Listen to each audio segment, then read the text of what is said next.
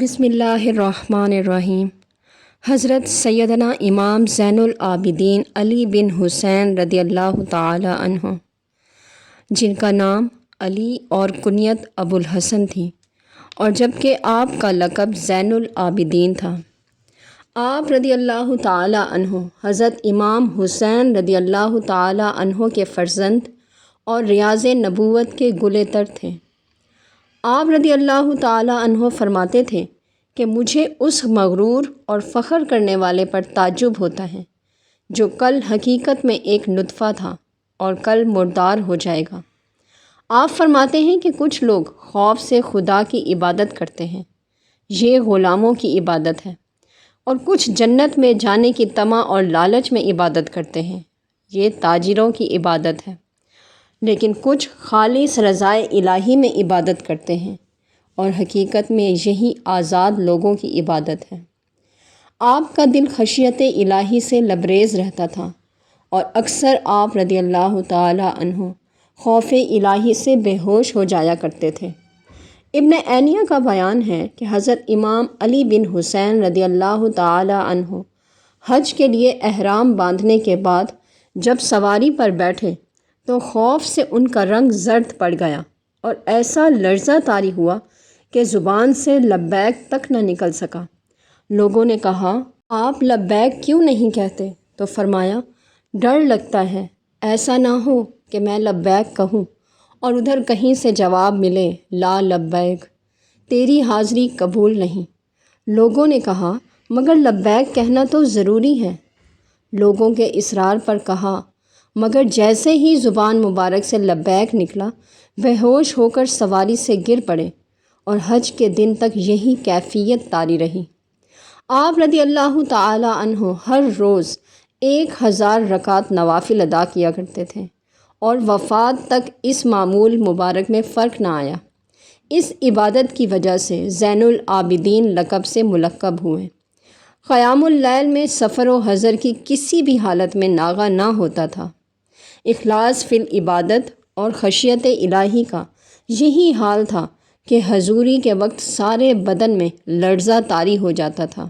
حضرت عبداللہ بن سلیمان رضی اللہ تعالی عنہ کا بیان ہے کہ جب آپ رضی اللہ تعالی عنہ نماز کے لیے کھڑے ہوتے تو سارے بدن پر لرزہ طاری ہو جاتا۔ لوگوں نے پوچھا، آپ کو یہ کیا ہو جاتا ہے؟ تو فرمایا، تم لوگ کیا جانو میں کس کے حضور کھڑا ہوتا ہوں اور کس سے سرگوشی کرتا ہوں۔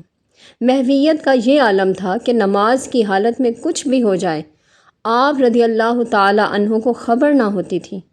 ایک مرتبہ آپ سجدے میں تھے کہ کہیں پاس ہی آگ لگ گئی، تو لوگوں نے آپ کو بھی پکارا، اے ابن رسول آگ لگ گئی، اے ابن رسول آگ لگ گئی، لیکن آپ نے سجدے سے سر نہ اٹھایا یہاں تک کہ آگ بجھ گئی۔ لوگوں نے پوچھا کہ آپ کو آگ کی جانب سے اس قدر بے پرواہ کس چیز نے کر دیا تھا؟ تو فرمایا، دوسری آگ نے جو آتش دوزخ ہے۔ انفاق فی سبیل اللہ، فیاضی اور دریا دلی آپ کا خاص وصف تھا۔ آپ رضی اللہ تعالی عنہ خدا کی راہ میں بے دریغ دولت لٹاتے تھے۔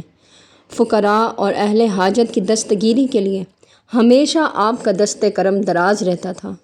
مدینہ کے معلوم نہیں کتنے غریب گھرانے آپ کی ذات سے پرورش پاتے تھے اور کسی کو خبر نہ ہونے پائی۔ آپ رضی اللہ تعالی عنہ کی وفات کے بعد علم ہوا کہ خفیہ طور پر مستقل 100 گھرانوں کی کفالت کیا کرتے تھے۔ لوگوں سے چھپانے کے لیے بنفس نفیس خود راتوں کو جا کر ان کے گھروں پر صدقات پہنچایا کرتے تھے۔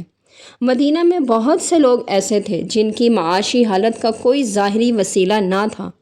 آپ کی وفات کے بعد معلوم ہوا کہ آپ رات کی تاریکی میں خود جا کر ان کے گھروں پر دے آتے تھے۔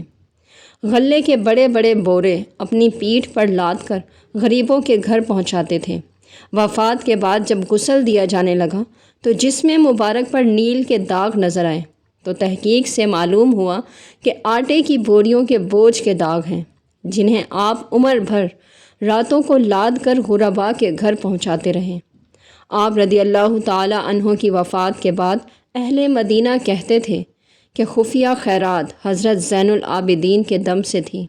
سائلین کا بڑا احترام کیا کرتے تھے، جب کوئی سائل آتا تو فرماتے میرے توشے کو آخرت کی طرف لے جانے والے مرحبا، پھر اس کا استقبال کرتے، سائل کو خود اٹھ کر دیتے تھے اور فرماتے تھے صدقات سائل کے ہاتھوں میں جانے سے پہلے خدا کے ہاتھ میں جاتے ہیں۔ عمر میں 2 مرتبہ اپنا کل مال و متاع آدھا آدھا خدا کی راہ میں دے دیا۔ 50 دینار کی قیمت کا لباس صرف ایک موسم میں پہن کر فروخت کرتے اور اس کی قیمت خیرات کر دیتے تھے۔ کسی نے آپ سے دریافت کیا کہ کون شخص دنیا و آخرت میں سب سے زیادہ نیک بخت اور سعید ہے؟ تو آپ رضی اللہ تعالی عنہ نے فرمایا وہ شخص کہ جب راضی ہو تو اس کی رضا اسے باطل پر آمادہ نہ کرے، اور جب ناراض ہو تو اس کی ناراضگی اسے حق سے نہ نکالے۔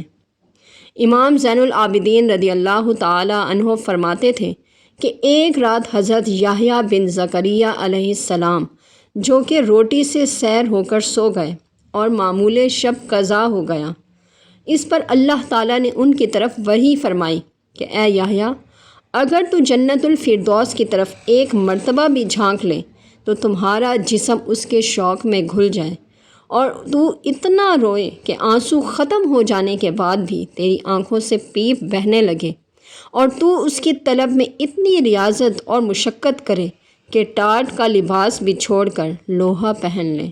سبحان اللہ، وما علینا الا البلاغ المبین۔